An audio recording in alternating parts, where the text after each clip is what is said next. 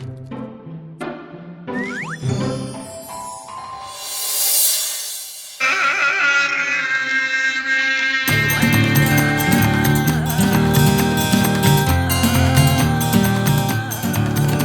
बार Iran से एक धनी व्यापारी विजयनगर घूमने आया। राजा ने उसका स्वागत किया और उसका आदर सत्कार किया। ओह शेख, मुझे बड़ी खुशी हुई कि मेरे देश की शोहरत मध्य पूर्वी देश में भी फैल गई है। आप हमारे राजमहल के मेहमान खाने में रह सकते हैं और हमारे स्वादिष्ट खाने का आनंद ले सकते हैं। शुक्रिया महाराज। मंत्री, इस व्यापारी के रहने के लिए सारा बंदोबस्त किया जाए। जी महाराज। व्यापारी को हर तरह का स्वादिष्ट पकवान दिया गया जो खासकर राजा के रसोइये ने बनाए थे। व्यापारी ने इसका पूरा आनंद उठाया।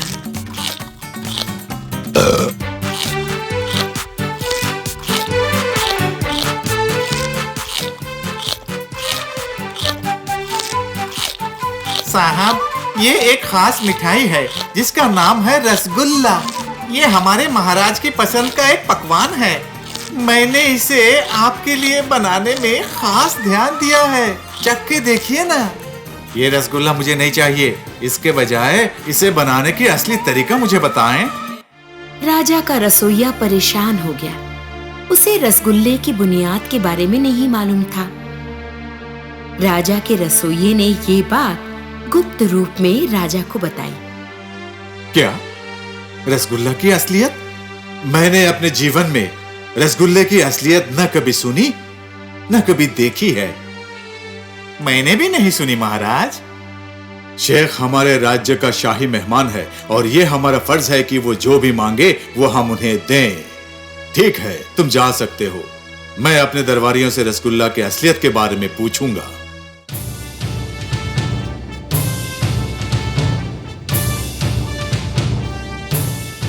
अगले ही दिन राजा के दरबार में, राज दरबारियों, क्या आप में से किसी को मालूम है कि रसगुल्ले की बुनियाद क्या है?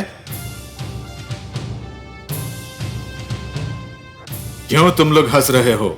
हमारे मेहमान को वो खाना पसंद है। यदि कोई जानता है तो मुझे बताएं। महाराज, रसगुल्ला की कोई असलियत नहीं होती है। मैं सोचता हूँ कोई हमसे चालाकी कर रहे हैं। यदि तुम नहीं जानते तो इसे कैसे चालाकी कहते हो? क्यों तेनालीराम, तुम्हें भी नहीं मालूम कि वो क्या है? मैं जानता हूँ महाराज, रसगुल्ले की विधि होती है।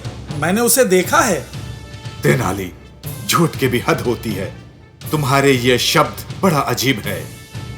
मैं रसगुल्ले की विधि का प्रबंध करता हूँ। कल मैं शेख को रसगुल्ले की असलियत के बारे में बताऊंगा। इसके लिए चांदी का कटोरा और एक धारदार छुरी चाहिए। तुम्हें जो चाहिए वो मिलेगा, लेकिन हम सब जानना चाहेंगे कि रसगुल्ले की असलियत क्या है। इसलिए कल मैं शेख को भी यहाँ बुलाऊंगा और उसे यहाँ खिलाऊंगा। अवश्य महाराज। सुनिए, मुझे लगता है कि ये तेनाली पागल हो गया है और हमारे महाराज भी इसकी मदद कर रहे हैं। मुझे लगता है यदि तेनाली इसे नहीं ला सकता तो तेनाली को उचित दंड मिलेगा।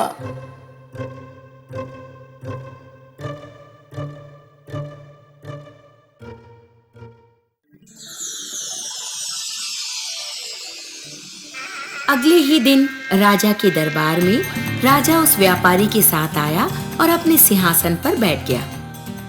तेनालीराम अपने हाथ में एक कटोरा लिए दरबार में आया।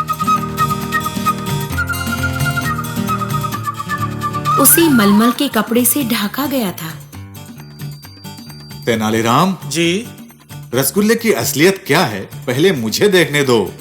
माफ कीजिए महाराज, पहले हमारे मेहमान उसे देखें और खाएं। तेनाली ने मलमल का कपड़ा उठाया और कटोरा व्यापारी के हाथ में रख दिया। उस कटोरे में गन्ना था। व्यापारी ने उसे उठाकर बड़ी खुशी से खाया। वाह भाई वाह, बहुत खूब, मैंने यही मांगा था। तेनाली, तुमने रसगुल्ले के बदले में गन्ने के टुकड़े दिए? जी महाराज, सारी मिठाइयाँ शक्कर से ही बनती हैं। शक्कर कहाँ से आती है? वो गन्ने से आती है। जड़ का अर्थ है स्रोत, इसलिए रसगुल्ले का स्रोत यानी असलियत गन्ना ही हुआ ना। बहुत खूब तेनाली, मैं तुम्हारी अक्लमंदी का तारीफ करता हूँ। तुमने हमारे मेहमान को खुश किया और हमारे राज्य का नाम ऊंचा किया, जैसे तुम हमेशा करते आए हो।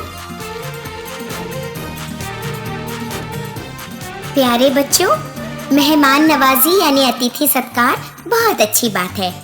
मेहमान खुश होते हैं तो आपको भी खुशी मिलती है ना बच्चों?